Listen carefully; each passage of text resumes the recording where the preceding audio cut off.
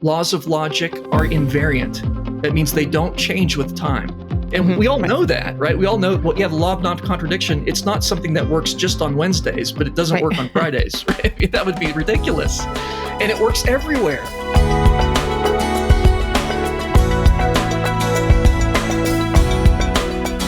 Logic is not just correct reasoning, it's thinking like God. And how can that be? Because all God's thinking is correct. You learn to think like God, your reasoning will be right. Now, we can't think exactly like God. He's infinite, we're finite, but we can think. But we are made in the image of God. We're made in the image of God, exactly. Yeah. So we have a limited ability to think in a way that's after his character, conform to the image of his son. And logic is a great way to do that. And it's something that is only consistent with a Christian worldview. Yeah, for sure. I mean, you talk about, obviously secular schools typically don't teach logic. And part of that reason, and I don't think that they could clarify this, but you state that the existence of logic is a confirmation of Christianity. Yes. And so that right there explains why they would not teach logic. Can you explain that a little bit further? Yeah. So when we talk about logic, there are certain laws of logic, certain rules of correct reasoning, like the law of non-contradiction. Law of non-contradiction says you can't have A and not A at the same time in the same sense. Two contradictory statements cannot both be true. One will be true, the other will be false. That's the law of non-contradiction. Now, if you think about that, okay, but what is that law? Is it something you can stub your foot on? Well, no, it's a law. You can't stub your foot on a law, right? It's not something you can touch. It's not something you can see. Now, I can write down the law of non-contradiction on paper. Well, there I'm seeing it. Well, I'm seeing a representation, a formulation of that law. The law itself is abstract. It exists in the mind. And all the other laws of logic are as well. They exist in the mind. The law of the excluded middle, the law of identity, all these, or even more specific rules of logic like modus ponens and modus tollens. There's wonderful Latin names for all these things. These are rules of correct reasoning. Now, okay, but where do those rules come from? Are they just something that human beings invented? Some people would say that. They'd say human beings invented logic. Oh, really? Well, if we invented it, then we could have invented it differently, right?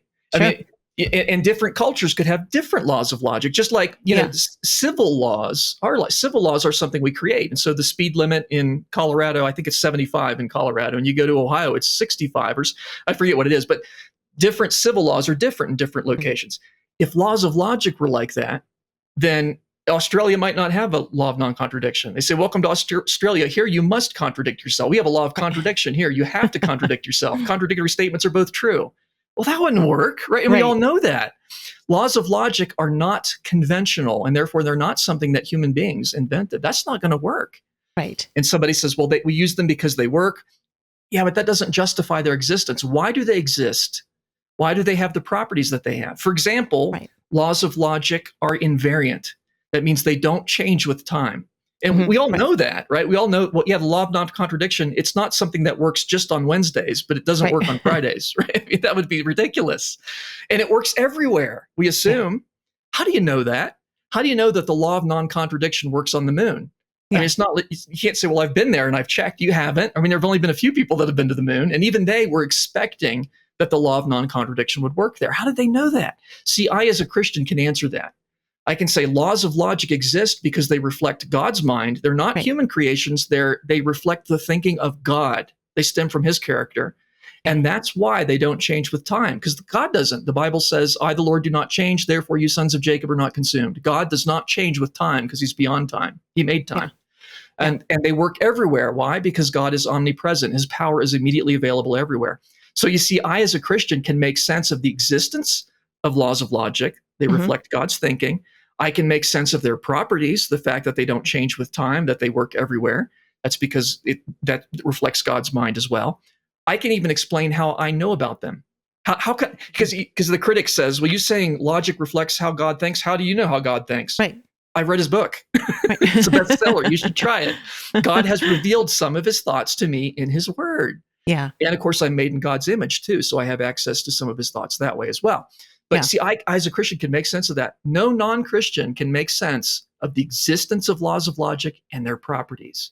And I have yet to have anyone challenge me on that and say, no, I as an atheist can account for laws of logic. No, you can't. You use them, But that's because you're stealing from the Christian worldview, because you do know in your heart of hearts the biblical God. You just suppress that truth and unrighteousness. And so one of the things that I elaborate, that was kind of quick. That was a quick overview. But in the book, I elaborate on that, and I show you how only the Christian worldview can make sense of laws of logic and their properties, and the fact that we can know about them, the fact that they apply to the physical universe. Why is it conceptual laws apply to the physical universe? Because God is sovereign over both, is the biblical answer to that.